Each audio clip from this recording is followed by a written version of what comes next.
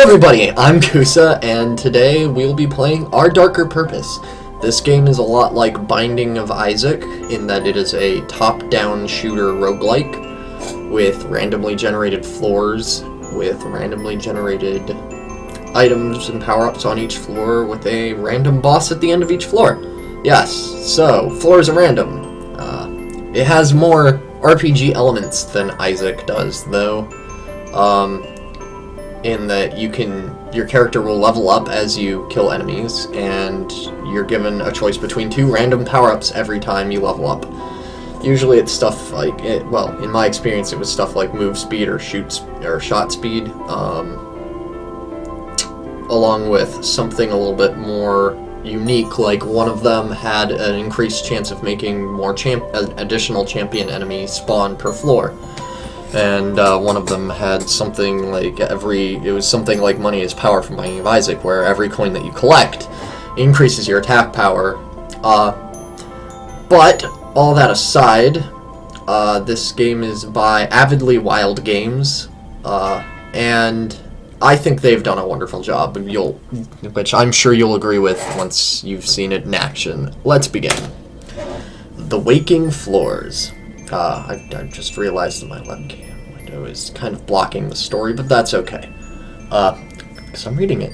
The Waking Floors. Elderly Mr. L trusted three of his students most. Regan was pretty, and all did as she told, for they sought her favor.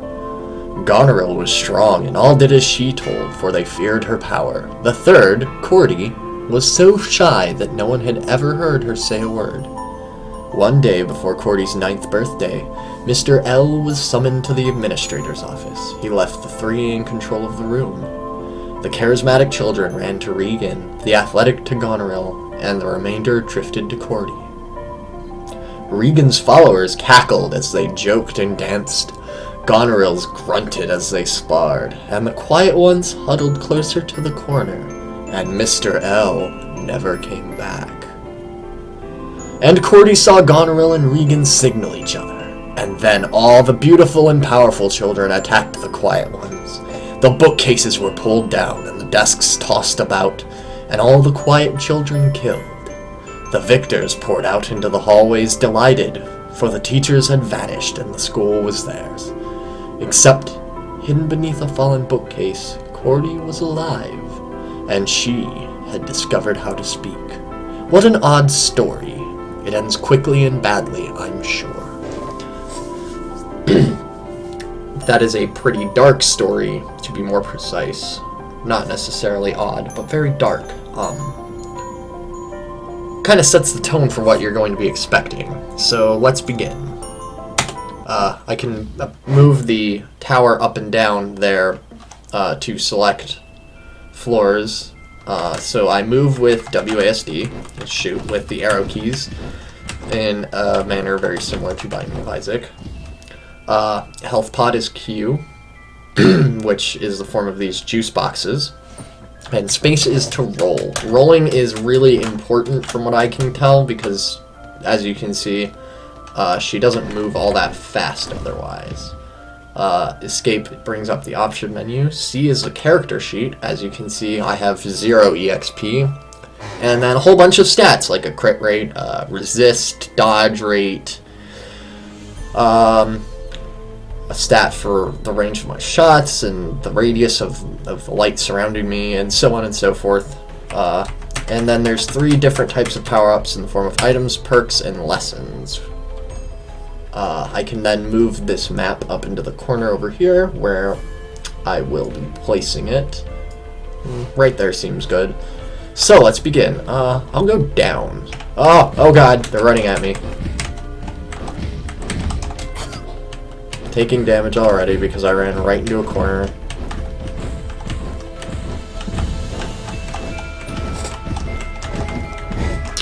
So yeah, as you can see, I think the enemies are all other children of the same age, it seems. Like, those were some kids in trash cans and some bulkier kids running around. We have an area of effect lightning trap thing. I really do not like this. So these rolling things are super annoying in my experience.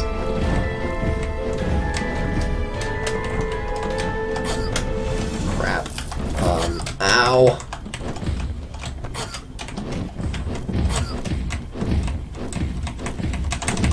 Okay.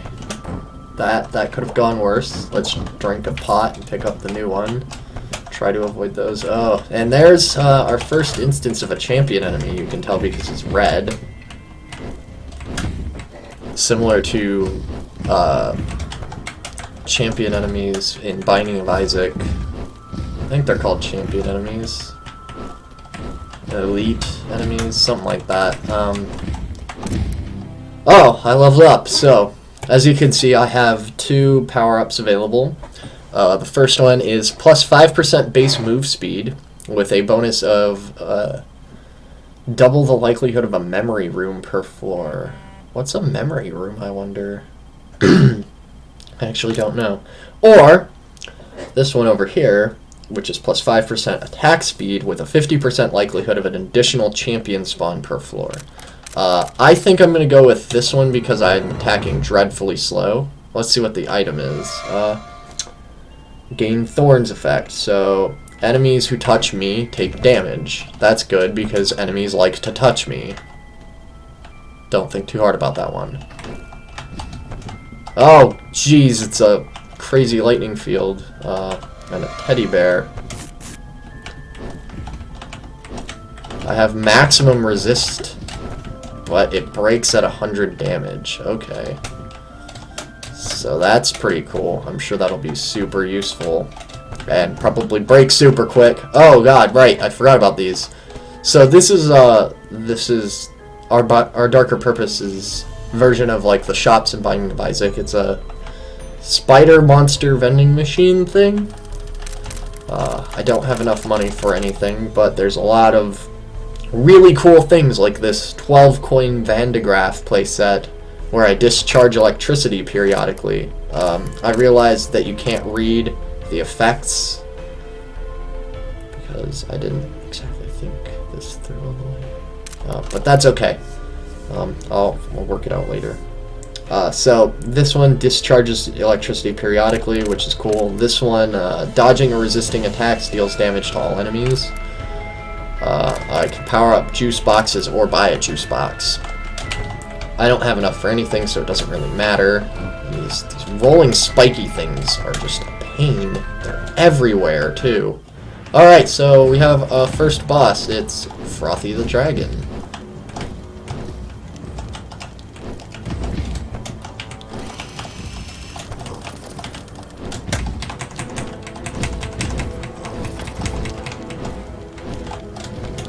This boss fight requires a little bit of concentration, because I would like to beat him without taking damage. But the fires that he generates that track you are really difficult to deal with. His other attack's pretty easy, as long as I'm not in a terrible place. Oh no, now there's 2 of them! 2! I don't want to deal with 2 of them!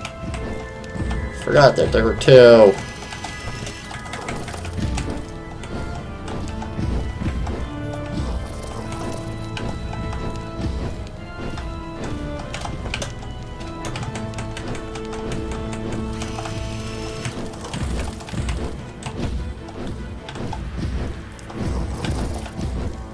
So this was the same first boss that I encountered the last time I played, and I'm starting to wonder if maybe it's not a random encounter for the first boss.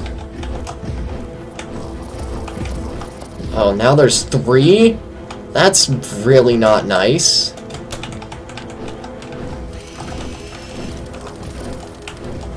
Let's see if I can get him down before he spawns them. Yes! Defeat Frothy without taking damage. Reward 50 credits. Oh, hey, I got a C! That's cool. In case you're wondering, the last time I played this, I got a D, and I was very distraught.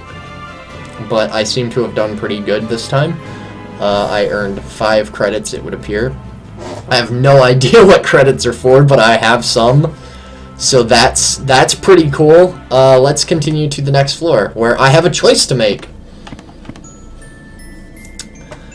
The enigmatic kitchens, or the lury dining halls of Quiescence? I can't pronounce that.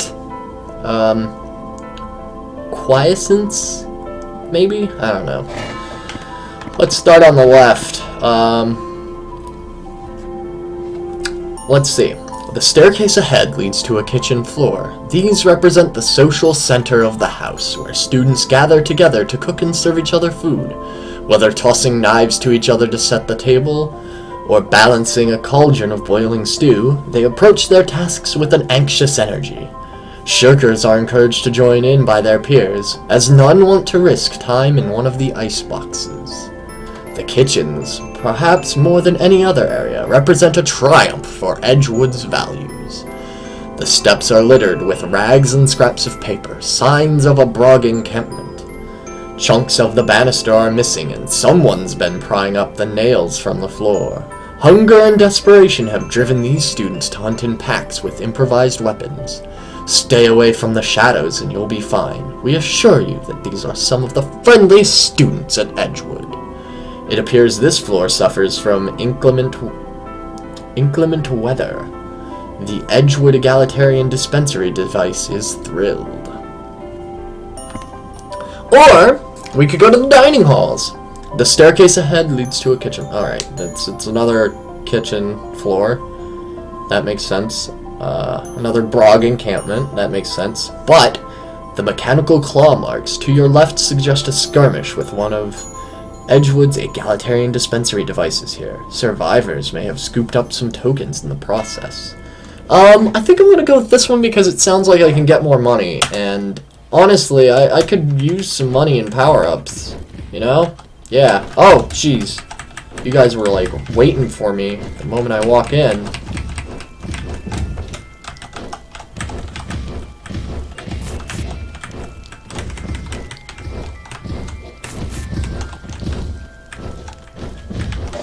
So, as you can see, the stove in the middle generates fire similar to Frothy the Dragon's. Whew! That was really close. It almost hit me. Alright. They're shooting out caltrops, and that's really annoying. That's okay. I wish I could remember... Oh, it's R. R. Okay. Had to look down at my keyboard. I feel stupid. Forgot where R was, and wasn't really thinking about it, I guess. Alright, so these guys aren't particularly entertaining to fight because they just walk around randomly dropping caltrops.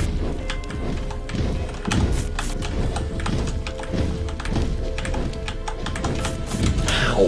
Stood right in the fire.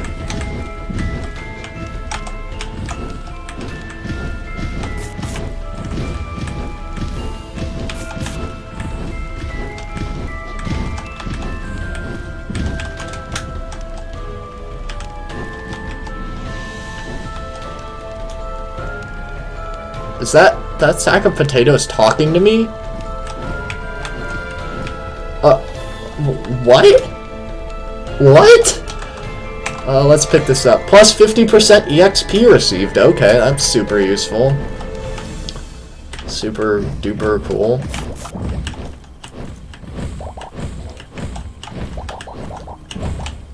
Oh man, that is a lot more EXP. That is super good. Okay, cool.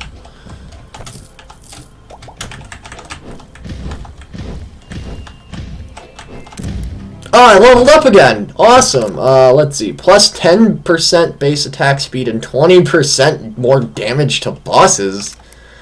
Or 10% base move speed and gain 20% move speed when not damaged for 5 seconds. I'm going with the boss killer! Oh man, that is... Oh man, I shoot like way faster. That's awesome. I think I'm gonna have to move the map down a little bit. Let's do that real quick. That'll do.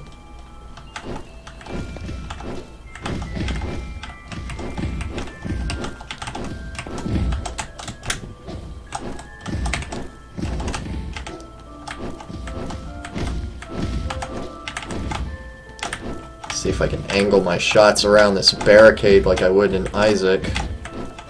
I keep bringing it up, but the similarities are very strong in terms of core gameplay. I mean, I guess if you want to get technical, Binding of Isaac was a lot like, why are you talking? What?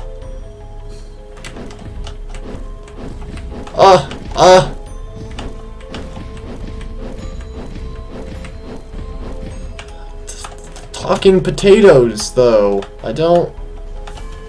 Oh, man, I gotta hustle.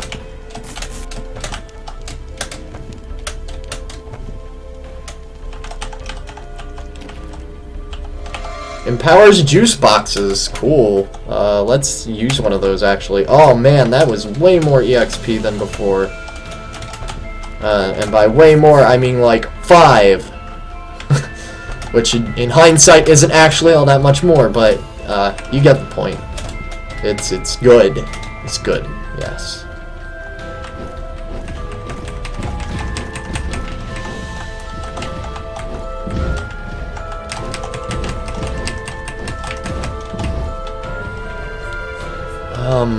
Man, these caltrop guys are really difficult to deal with.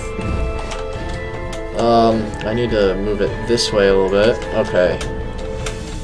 Map is starting to get to the point where it's really big. I'm going to see what's up here, because I think I might have a shot at getting a second.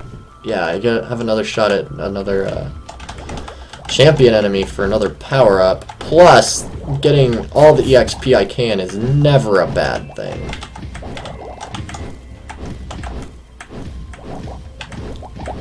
I'm gonna sneak around this way. Yeah. Ow! I got caught anyway! By this bugger.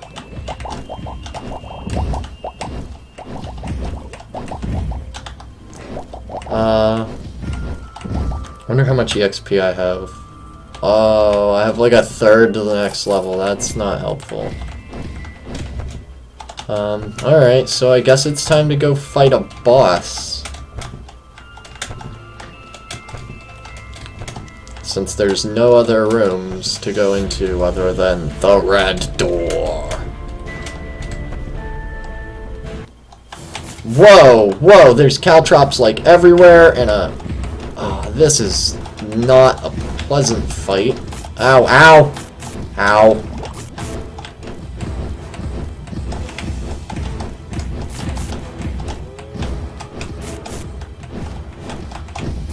Screw you, Candelabra of Longing. You're being difficult with all your low lighting.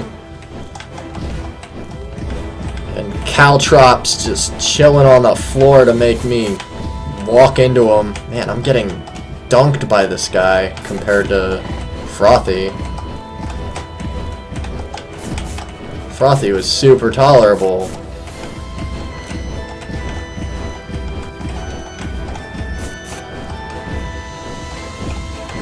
Comparatively. That was a weird pause.